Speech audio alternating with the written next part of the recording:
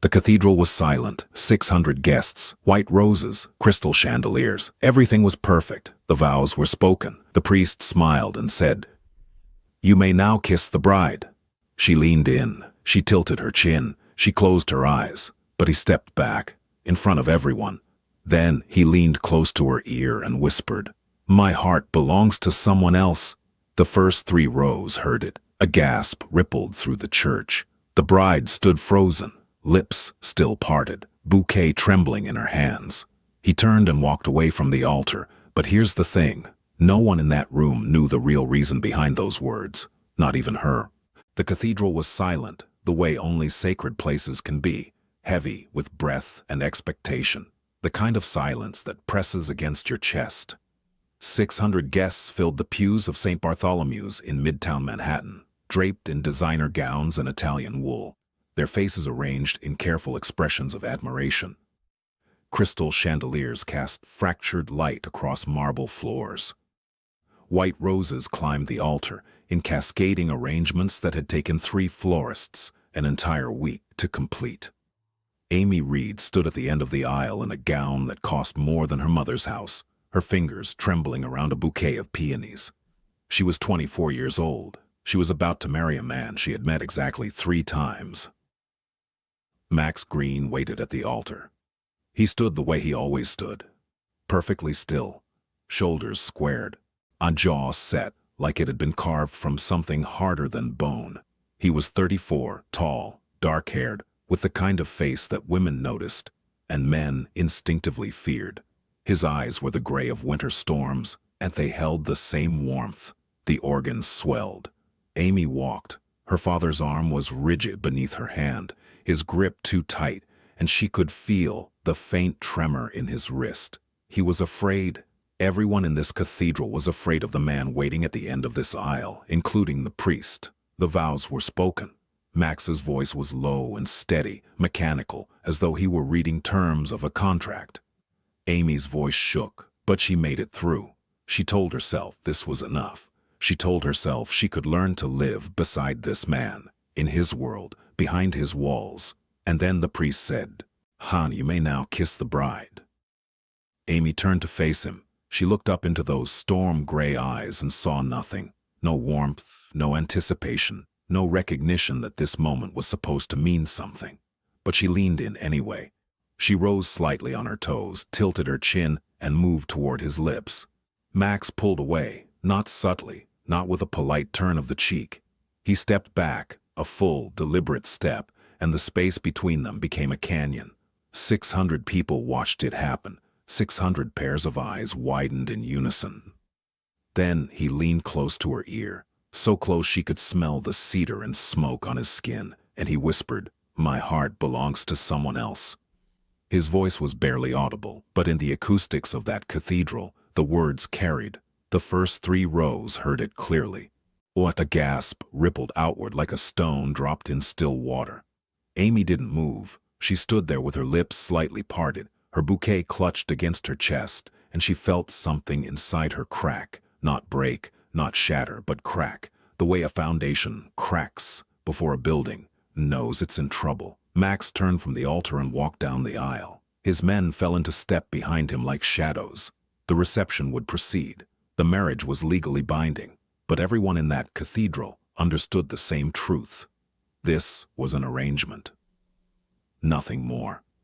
The Green estate sat on 12 acres in the hills above the Hudson, a fortress of stone and iron disguised as a mansion.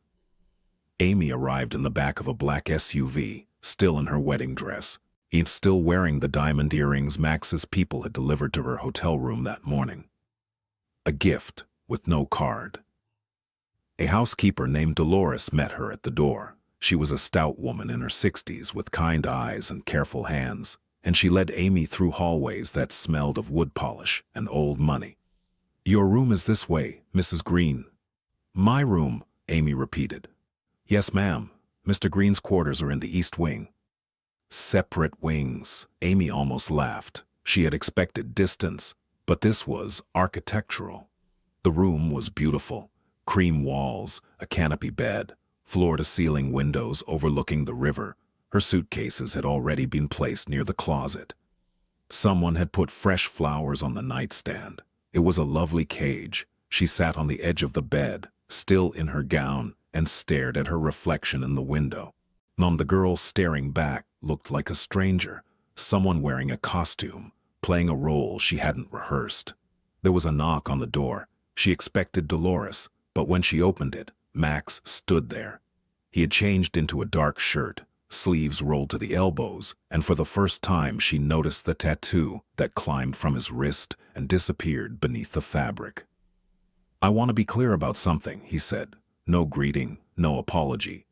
Just directness, like a blade. "You were clear enough at the altar," Amy said. She was surprised by the steadiness of her own voice. Something flickered in his eyes. Surprise, maybe, or something close to respect. "This marriage protects your family. Your father's debts are erased. Your brother stays out of prison. In return, you live here. You attend events with me when required. And you don't ask questions about my business. And what do you get?" "An image," he said flatly. "Stability. The appearance of a life that certain associates expect me to have." Amy studied him. Behind the coldness, behind the control, she thought she saw something else, a tiredness so deep it had settled into his bones. "You could have just told me this before the wedding," she said. "Before I stood in front of 600 people and was humiliated." "You're right," he said. Then he turned and walked away. No apology, no explanation, just the sound of his footsteps retreating down the hallway, steady and unhurried, the way a man walks when he has already decided he owes the world nothing. Amy closed the door and pressed her back against it. She breathed, in, out, in, out. She told herself she would not cry. She told herself that she'd survived worse. Her mother's death, her father's gambling, her brother's arrest. She had survived all of it with her spine straight and her heart intact.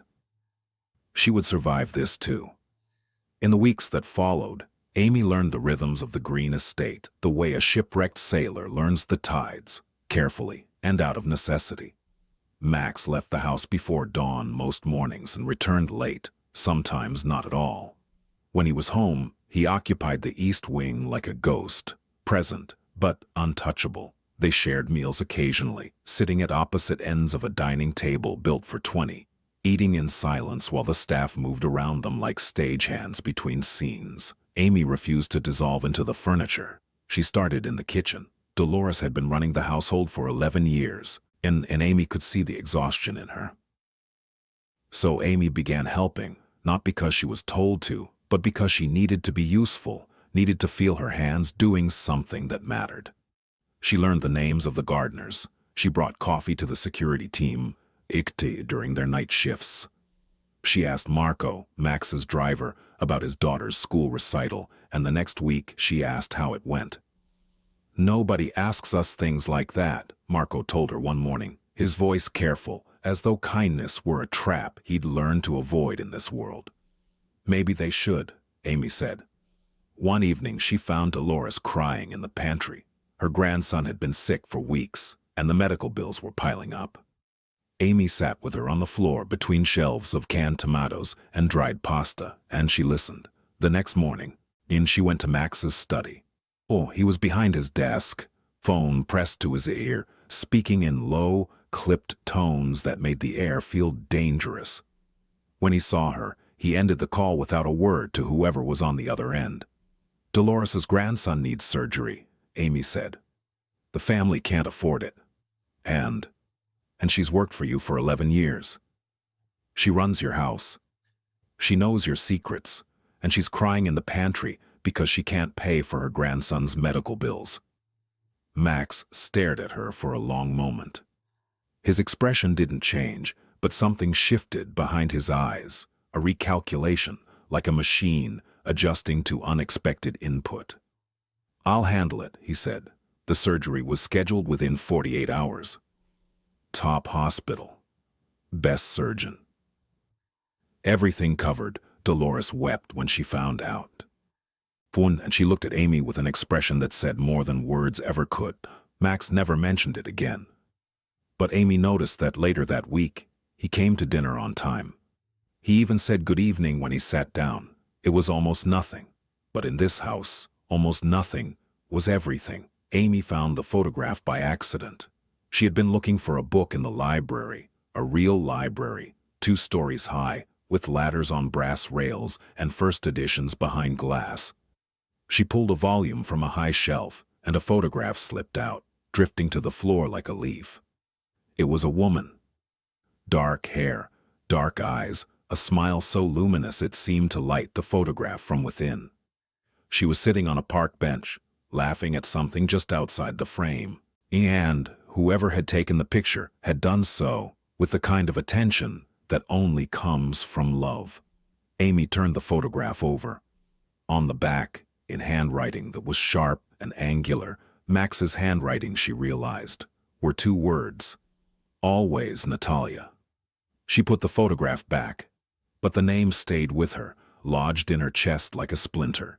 It was Marco who told her, eventually, not in one conversation but in fragments, offered cautiously over weeks, the way someone feeds a fire they're not sure they should be building. Natalia Sorvino. She had been Max's world. They met when he was 26, when he was still climbing, still hungry, still capable of softness. She was a teacher, elementary school, first graders, and she had no idea who he was when they first talked at a coffee shop in the village. She made him laugh. No one made Max Green laugh. They were together for 3 years. He was going to leave the organization for her. He had a plan, a timeline, an exit strategy. He was going to become someone worthy of her. Then, a rival family found out about her. Marco's voice went quiet when he reached this part of the story, and Amy understood that some details would never be spoken aloud. What she pieced together was this. Natalia was taken to send a message. Max got her back, but not in time. She died in a hospital 3 days later, and something in Max died with her. He blames himself, Marco said. He believes loving her is what killed her. And since then, he's made sure that no one gets close enough for it to happen again. Amy sat with this knowledge for days. She carried it carefully, the way you carry something fragile through a dark room. And she didn't bring it up with Max. She didn't try to discuss it, or analyze it, or offer comfort.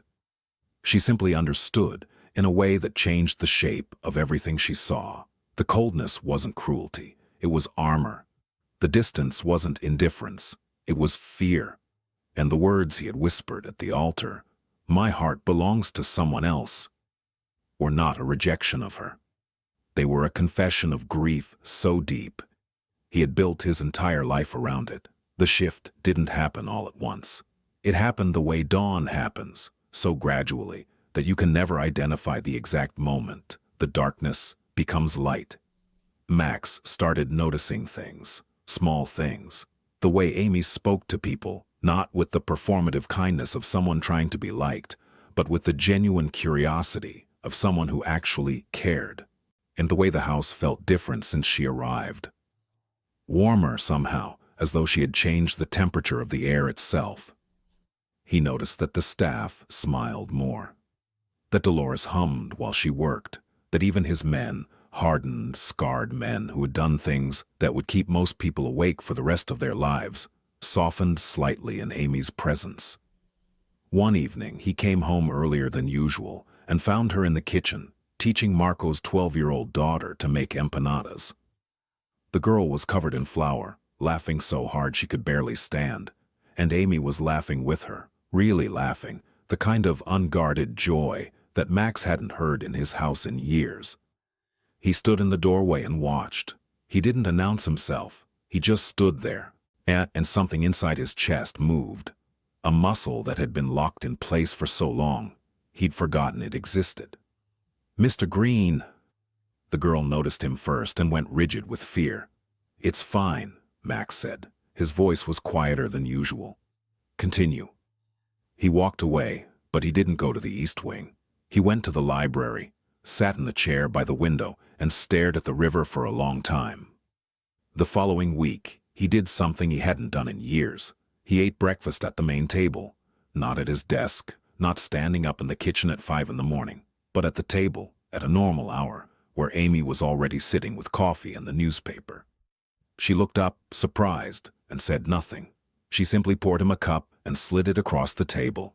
They ate in silence, but it was a different kind of silence. Not the cold, punishing silence of the early weeks, but something more like peace. "The garden looks different," he said after a while. "I asked Eduardo to plant herbs near the kitchen. I hope that's okay." "It's fine." Another silence. Then, "Dolores told me what you did for her grandson." "You're the one who paid for it," Amy said. "You're the one who noticed." It was the closest thing to a compliment he had ever given her. Amy held it carefully, the way she held everything in this house, gently and without expectation. The attack came on a Tuesday. Amy was returning from the city. She had started volunteering at a literacy program downtown, something Max's people had grudgingly approved after weeks of security assessments, when the SUV was cut off on the highway. Two black sedans, no plates, military precision. Marco reacted instantly. He threw the car into reverse, tires screaming, and radioed for backup. Amy was pushed to the floor. She heard gunshots, sharp, percussive sounds that punched through the air like fists, and the rear window shattered above her, raining glass into her hair. The backup arrived in 4 minutes. The sedans disappeared. No one was seriously hurt, though Marco had a graze on his shoulder that he refused to acknowledge. When they arrived at the estate, Max was standing in the driveway. His face was stone, but his hands were shaking. Amy had never seen his hands shake. He didn't speak to her immediately. He spoke to his men, rapid, commanding, dangerous. Orders were given, phone calls were made. The machinery of his world lurched into motion with terrifying efficiency. It was hours later, well past midnight, when he came to her room. She was sitting in the armchair by the window, a blanket around her shoulders, still picking glass from her hair. "Are you hurt?" His voice was tight, controlled, but beneath it was something raw. "I'm fine." "You're not fine. You have glass in your hair." "Then I'm mostly fine." He crossed the room and sat on the edge of her bed, closer to her than he had been since the altar. She could see the tension in his jaw, the way the muscle worked beneath the skin. He was furious, not at her, but at the situation, at the world, at the enemies who had dared to touch something that existed within his sphere of protection. "This is what I am," he said quietly. "This is the world I live in. People around me get hurt. People around me." He stopped. The sentence had a destination he couldn't reach. "I know what you're going to say," Amy said. "What, you're going to say that this is why you keep everyone at a distance, that caring about someone is a liability, that what happened today proves you were right to build walls." He looked at her, and for the first time, his guard was down. Not completely, not all at once, but enough that she could see the man behind the mask. He looked exhausted, and he looked haunted. He looked like someone who had been carrying a weight so heavy that his body had molded itself around it. "It does prove it," he said. "No," Amy said gently. "Well, it proves that your world is dangerous. It doesn't prove that you have to face it alone." He said nothing. He sat there for a long time, and then he stood and walked to the door. But before he left, he paused. "I'm glad you're safe," he said without turning around. The door closed. Amy pressed her hand to her chest and felt her heart hammering against her ribs, and she realized with a clarity that took her breath away that she was beginning to feel something for this broken, impossible man. 3 days after the attack, Max invited Amy to his study. It was the first time she had been inside the room. It was dark, paneled in mahogany, lined with books he had actually read. A desk the size of a small island dominated the center, and behind it, mounted on the wall, was a painting, a landscape of the Italian coast, golden light on blue water. "Sit down," he said, then catching himself. "Please." Amy sat. Max remained standing by the window, his back to her, his silhouette framed against the evening sky. "Her name was Natalia," he said. Amy didn't tell him she already knew. She simply listened. And he spoke for nearly an hour. He told her about the coffee shop, about the way Natalia argued with him about everything. Politics, movies, whether to put sugar in espresso. About the apartment they shared in Brooklyn, how she filled it with plants she couldn't keep alive, and books she read aloud to him at night. About the plans they made. About the morning he woke up and realized he loved her more than his own survival. And then he told her about the end. His voice didn't break. Max Green's voice was not built for breaking, but it became something else, thin, stripped, like a wire pulled so tight it began to hum. I held her hand in that hospital room for 3 days, he said, and I promised her I would never let it happen again. I promised her that I would never put someone in that position, never love someone enough that my enemies could use it against me. He turned from the window and looked at Amy. That's why I said what I said at the altar. It wasn't about you. It was about a promise I made to a dead woman in a hospital room 8 years ago. Amy felt tears on her cheeks, but she didn't wipe them. She let them fall. Max, she said softly, keeping that promise doesn't honor her. It just means her death controls you forever. He flinched. It was barely visible, a micro movement that most people would have missed entirely, but Amy saw it, and she understood that she had touched something that no one had been allowed to touch in years. She loved you, Amy continued. And if she loved you, she wouldn't want this. She wouldn't want you locked in a house full of people who are afraid of you. Married to a stranger you can't even look at, living like you're already dead. The room was so quiet she could hear the clock ticking on the mantel. You don't know what she would have wanted, Max said, but his voice had no edge. It was just sound. Just words falling into the space between them like stones into water. Maybe not, Amy said. But I know what you deserve. And it's more than this. She stood and walked to the door. She paused, just as he had paused at her door 3 nights ago. Thank you for telling me, she said. Thank you for trusting me with her. She left, and behind her, in the dark study with the painting of the Italian coast, Max Green pressed his hands against his desk and bowed his head and felt something shift inside him, something tectonic, something that had been locked in place for 8 years, finally beginning to move. After that night, the architecture of their relationship changed. Max started joining her for meals, not just breakfast, but dinner too. The conversations were halting at first, like 2 people learning to walk after a long illness. He asked about her volunteering. She asked about his day, carefully skirting the edges of his work.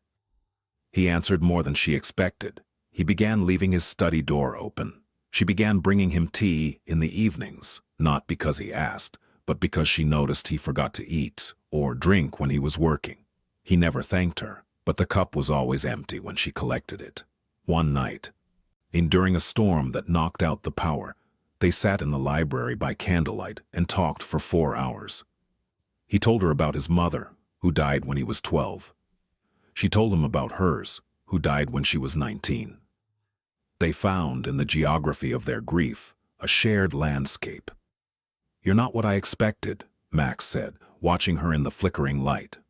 What did you expect? Someone who would fold. Someone I could ignore until this arrangement served its purpose and ended. Sorry to disappoint, Amy said, and something happened that neither of them expected. Max laughed, a real laugh, brief and rusty, like a machine running after years of disuse, but real. Amy stared at him, in the candlelight, with his guard down, and that unexpected sound still hanging in the air. He looked like a different man, younger, a less carved from stone, almost approachable. You should do that more often, she said. Do what? Laugh. It suits you.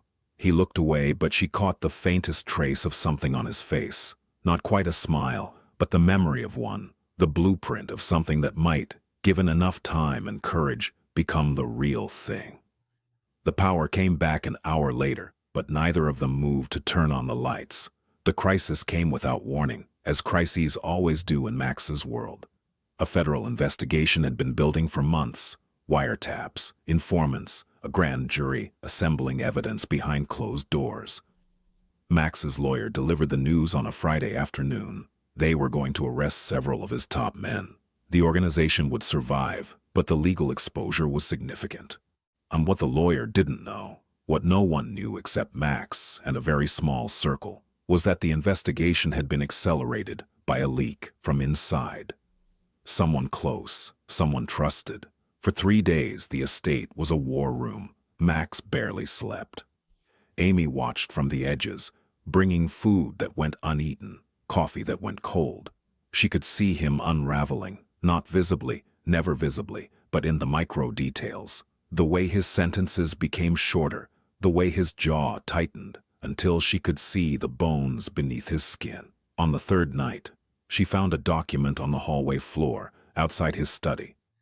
It had been dropped by someone in a hurry, a printed email, heavily redacted, but with enough visible text for Amy to piece together the situation. The leak was pointing toward Dominic Kessler, Max's second-in-command, a man who had been with the organization for 15 years. Amy knew Dominic. He had been kind to her, one of the few who hadn't treated her like furniture. He had shown her photographs of his kids. He had told her that Max was a better man than he let anyone see. She also knew what happened to people in Max's world who were identified as Lex. She didn't sleep that night. She sat in her room and weighed what she was about to do. Understanding the risks, understanding that it could destroy everything. The fragile trust she had built with Max, the precarious safety of her position in this house, maybe even her life. In the morning, she went to Max's study. "Before you do anything about the leak," she said, "I need you to promise me something." His eyes were red-rimmed, dangerous. "I don't make promises. Make this one. Promise me you'll hear the full truth before you act. Promise me you'll look at this from every angle. Because I found something last night. And if I give it to you, and you react the way everyone expects you to react, someone might die who doesn't deserve to."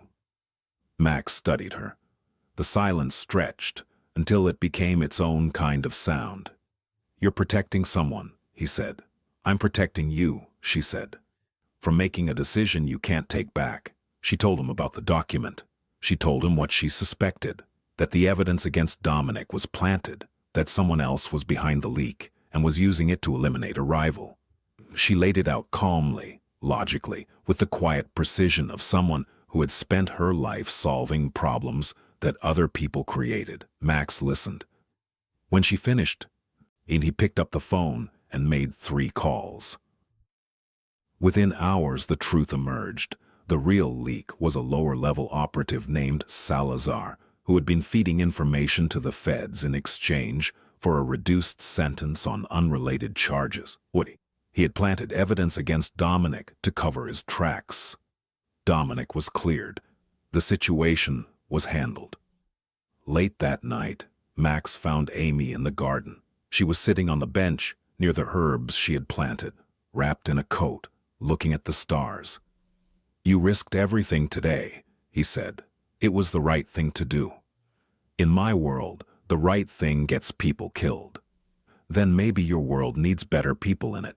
He sat beside her on the bench. It was the closest they had ever been, shoulder to shoulder, their breath visible in the cold air. For a long time, neither spoke. And then Max said very quietly, "I was wrong about you." "I know," Amy said, and for the second time he laughed.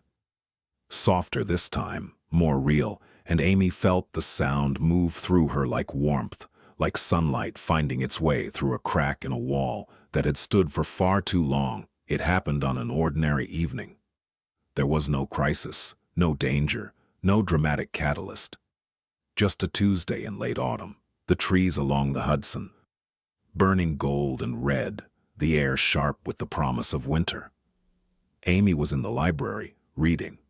Max came in to find a book, or that was what he told himself. In truth, he had been finding reasons to be in whatever room she was in for weeks, circling her orbit like a planet drawn to a sun it had been trying to escape. She looked up when he entered. "The biography section is that way," she said, pointing toward the east wall. "How did you know I was looking for a biography?" "You always read biographies. You like knowing how other powerful men handled impossible situations." He stopped. "You pay attention." "It's hard not to," she said. You're an interesting person when you let yourself be. He sat down across from her. The chair was close, closer than the dining table, closer than the garden bench, close enough that he could see the flecks of gold in her brown eyes, the faint scar on her left temple from a childhood fall she had told him about during one of their long evenings. Amy, he said. Her name in his mouth sounded different, heavier, more deliberate, as though he were testing its weight on his tongue for the first time. Yes? I need to say something, and I need you to let me finish before you respond. She closed her book. When I married you, he said, I treated you like a transaction, an item on a ledger. I told myself that was all you could ever be, all anyone could ever be, because the alternative was too terrifying. The alternative meant opening a door I had welded shut 8 years ago and facing what was behind it. He paused. His hands were clasped together, the knuckles white, and Amy could see the effort this was costing him. The physical toll of vulnerability on a man who had built his entire identity on invulnerability. But you, he shook his head slightly, as though arguing with himself. You didn't accept the terms I set. You didn't shrink. You didn't become invisible. You walked into my house and you changed it. You changed the people in it. You changed... Another pause, longer this time. You changed me. Amy's throat tightened. She said nothing, exactly as he had asked. I told you at the altar that my heart belonged to someone else, and for a long time that was true. Natalia had my heart, and I thought she would always have it, because keeping it with her meant I never had to risk losing it again. He looked at her then, really looked at her, with all his defenses stripped away, his gray eyes open and unguarded and terrified. But I was wrong. My heart isn't in that hospital room anymore. It's not buried with her. It's been moving, slowly, stubbornly, the way everything moves in my world, and it's come to rest somewhere I never expected. His voice dropped to barely more than a whisper. It's with you, Amy. My heart is with you, and I have no idea what to do with that, because the last time I loved someone, she died for it, and the thought of that happening to you is the only thing in this world that truly frightens me. The library was completely still. Even the house seemed to hold its breath. Amy stood. She crossed the space between them and knelt in front of his chair, placing her hands over his clenched fists. His hands were trembling. Max, she said, loving someone isn't what killed Natalia. Evil people killed Natalia, and hiding from love for the rest of your life doesn't make you safe. It just makes you lonely. I can't lose you, he said, and his voice cracked, finally, irrevocably cracked, and the sound was like a dam breaking, releasing 8 years of grief and guilt and terror into the space between them. Then don't push me away, she whispered. He unclasped his hands and took hers. In his grip was firm but gentle. The grip of a man who was holding something precious for the first time in a very long time and was terrified of breaking it. He pressed his forehead to hers. They stayed like that, breathing together, and in the silence Amy heard something she had never heard from him before, a sound so soft it was almost imaginary, a release of breath that might have been a sob, or might have been the sound of a man finally letting go. 6 months later, Max Green did something that shocked every person who had ever known him. He threw a party. Not a business gathering, not a strategic dinner, not the kind of cold, transactional event that his world required. A real party in the garden Amy had replanted, under string lights that she had insisted on, with music and laughter and food prepared by Dolores, man who had been cooking for 3 days straight and wouldn't let anyone help. The guest list was small but significant. Marco and his daughter, Dominic and his family, the security team, the gardeners, the people who made up the quiet infrastructure of Max Green's life, the people Amy had spent months getting to know, one conversation at a time. Max stood at the edge of the garden, watching. He was wearing a white shirt with the sleeves rolled up, no tie, no jacket, an outfit so casual it was practically a press release. Amy was across the garden, talking to Marco's daughter, who was demonstrating a dance she had learned at school. Amy was laughing again, that full, unguarded laugh that he had once heard from a doorway and felt move something inside his chest. Dominic approached him with a glass of whiskey. I've known you 17 years, Dominic said, and I have never seen you look like that. Like what? Like you're actually alive. Max took the whiskey but didn't drink it. He was watching Amy. She caught his eye across the garden and smiled at him, a private smile, the kind that contains entire conversations, and he felt it land in his chest like a key turning in a lock. Later, when the music was winding down and the candles were guttering in their holders, Max stood in the center of the garden and asked for everyone's attention. The conversations died away. Eyes turned toward him, cautious, curious, still carrying the residual wariness that came with being in Max Green's orbit. Amy stood near the rose bushes, watching him with an expression of surprise. "Most of you were at my wedding," Max said. His voice was steady, but Amy could hear the current running beneath it, the effort, the vulnerability. "And most of you saw what happened there. I made a choice that day to keep my heart locked away, because I believed that was the only way to survive in this world." He looked at Amy. "I was wrong." He crossed the garden and stood before her. The string lights cast a warm glow on his face, and for the first time, Amy saw no trace of the mask. No armor, no walls, no distance, just the man. "You walked into this house as a stranger," he said, "and you changed everything. You made this place a home. You gave these people," he gestured to the small crowd, "your kindness, your attention, your courage. You saved a man who didn't know he needed saving, and you did it without asking for anything in return." He took her hand. "I stood at an altar and told you that my heart belonged to someone else. Tonight, in front of everyone who matters to me, I want to say the truth." His voice dropped, but the garden was so quiet that every word was perfectly clear. "My heart belongs to you, Amy. It has for longer than I was willing to admit, and I am done being afraid of that." Amy looked up at him through tears that she didn't bother to hide. She placed her hand on his cheek, the first time she had touched his face, and felt the tension there, the years of control, begin to release. "It's about time," she said. He kissed her, in the garden, under the string lights, surrounded by the people who had watched their impossible story unfold. Max Green kissed his wife for the first time. It was not the kiss of a man fulfilling an obligation. It was the kiss of a man coming home. Dolores was the first to start clapping. Then Marco. Then everyone, a small eruption of applause and laughter, and a few tears. The sound of people witnessing something they had been told was impossible. Max Green loving someone. Max Green being loved.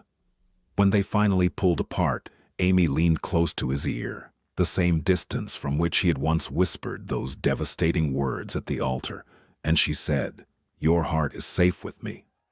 And for the first time in 8 years, Max Green believed